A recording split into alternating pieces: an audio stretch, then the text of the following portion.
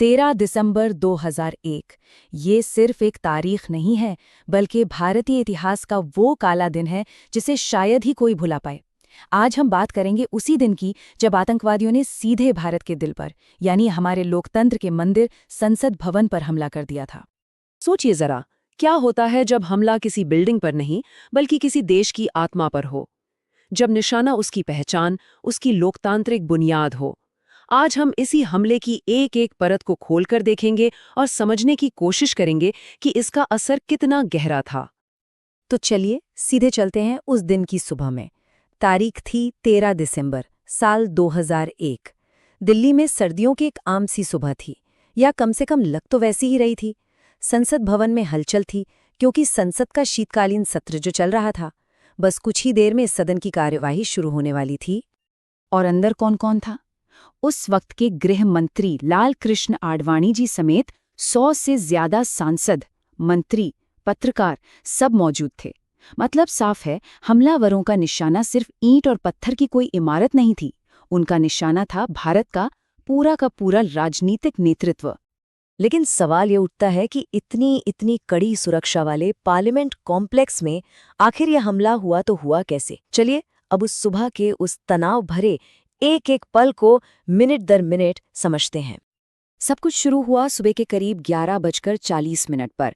एक सफेद ambassador car, जिस पर लाल बत्ती भी लगी हुई थी, तेजी से संसद परिसर के गेट नंबर 12 से अंदर आती है। हुआ ये कि उस वक्त उपराष्ट्रपति का काफिला बाहर निकल रहा था, और उसी की आड़ में, उसी गहमा गहमी का फायदा उठाकर ये कार अंदर घुसने में कामयाब हो गई।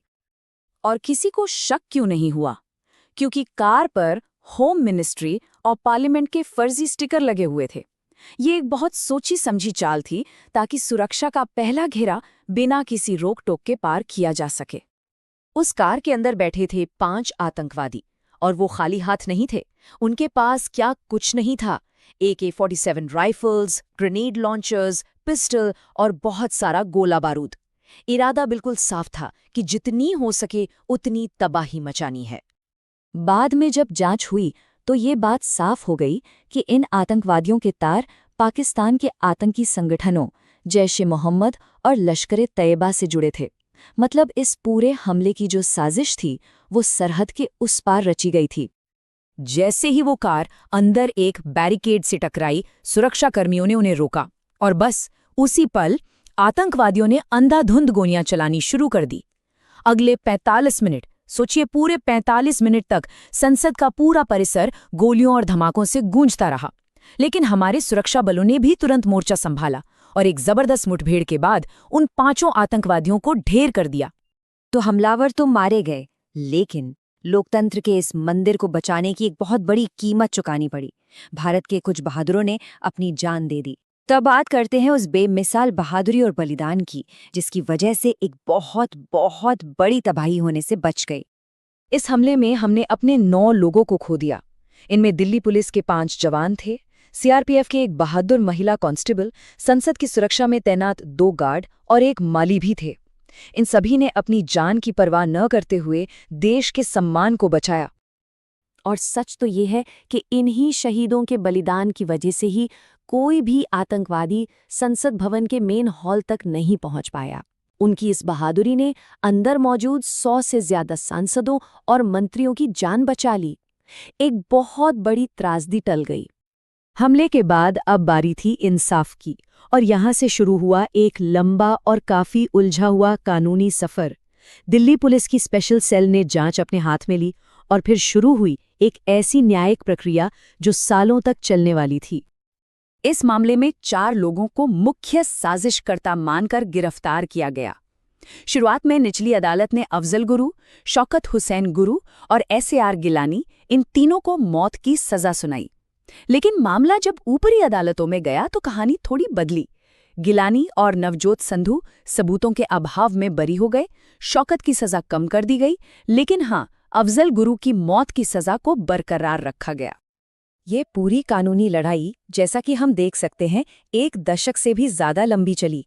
2002 में स्पेशल कोर्ट का फैसला आया, फिर मामला हाई कोर्ट गया, फिर सुप्रीम कोर्ट, और आखिर में 9 फरवरी 2013 को इस हमले के मुख्य साजिशकर्ता अफजल गुरु को तिहाड़ जेल में फांसी दे दी गई। तो न्याय की प्रक्रिया तो पूरी हुई।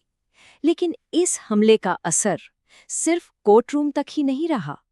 सच तो ये है कि इस एक घटना ने भारत को हमेशा हमेशा के लिए बदल दिया। इसने न सिर्फ देश की सुरक्षा को लेकर हमारी सोच बदली, बल्कि पड़ोसी मुल्क के साथ हमारे रिश्तों की पूरी दिशा ही बदल कर रख दी। अगर हम बाहरी असर की बात करें तो हालात ये हो गए थे कि भारत और पाकिस्तान लगभग जंग के मुहाने पर आ खड़े हुए थे। भारत ने ऑपरेशन पराक्रम शुरू किया, जिसके तहत लाखों सैनिकों को सीमा पर भेज दिया गया। ये 1971 की लड़ाई के बाद सबसे बड़ी मिलिट्री मूवमेंट थी। और देश के अंदर यहाँ भी बड़े बदलाव हुए। संसद की सुरक्षा को अभूतपूर्व स्तर पर बढ़ाया गया और आतंकवाद से लड़ने के लिए पोटा जैसा एक बहुत ही सख्त कानून लाया गया। तो आखिर में हम कह सकते हैं कि ये सिर्फ एक आतंकी हमला नहीं था। नहीं, ये गोलियों और बमों से कहीं बढ़कर था। ये भारत की पहचान पर, भारत के लोकतंत्र की आत्मा पर एक सीधा हमला था। मकसद एक ही था, देश के हौसले को, उसके मनोबल को तोड़ना। और यहीं से वो एक बड़ा सवाल खड़ा होता है जो आज भी उतना ही मायने रखता है। जब आतंकवाद का खतरा हो तो कोई भी लोकतांत्रिक देश अपनी सुरक्षा और अपने ही नागरिकों की आज़ादी के बीच का वो नाजुक संतुलन कैसे बनाए? इस हमले ने भारत को ये सवाल खुद से पूछने पर मजबूर किया और शायद इसका जवाब हम आज भी तलाश रहे हैं।